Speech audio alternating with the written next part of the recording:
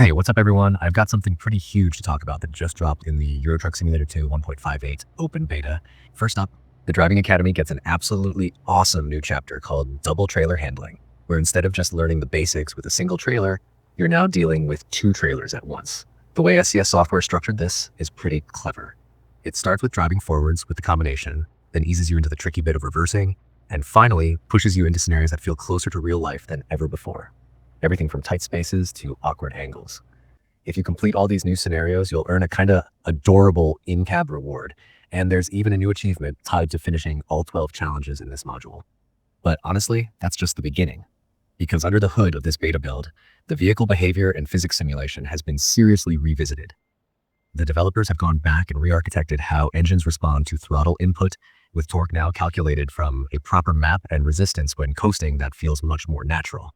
What that means for you is cruising down the motorway feels smoother and more believable. And when you let off the throttle, the truck doesn't just magically stay at speed, it behaves more realistically.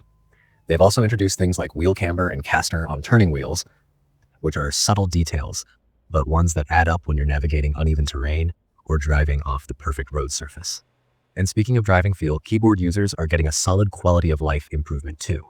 Holding the throttle now applies partial power instead of full throttle all the time, and a double tap gives you immediate full power when you need it. The physics tweaks also include more realistic engine behavior when starting from a standstill. The engine will now rev slightly to build up torque, which is nice, but that also introduced some challenges on hills, so the team added hill start assist to help make those starts feel solid and dependable. Turbocharger audio has been refined as well, so what you hear now matches a little closer to what the engine is actually doing, making that connection between sound and motion feel tighter and more immersive. On the truck front, there are several notable updates too.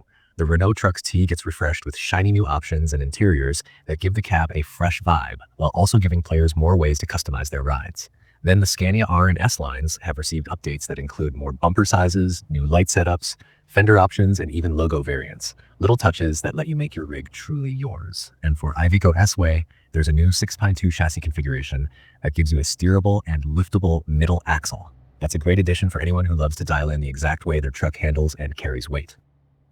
Now, none of this matters if the menus and screens are still clunky, right? That's why the UI and UX side of things in this update is not just cosmetic, but useful. The old route advisor, the heads-up panel you rely on all the time, has been replaced with a new widget-based system that you can customize based on what you actually want to see on screen. The tutorial has been redesigned to show contextual hints right when you need them, instead of dumping you into a tutorial that doesn't match what you're doing. And the pause screen has been rethought into something called Quick Info, which wraps key controls, truck stats, job info, and local rules into a single, easy-to-read interface. This update doesn't ignore the management layers either. The screens where you look after your fleet, drivers, trailers, and garages have all been polished. Clearer skill information, better visibility for higher driver progress, and nicer layouts overall, so you aren't squinting at tiny text or hunting through menus just to find something you use every day. Even the world itself is getting prepped for future content. Changes to the map have been made to get things ready for upcoming coaches content, which means terminals, signs, and larger terminals are aligning with what's next for the game. I won't sugarcoat it.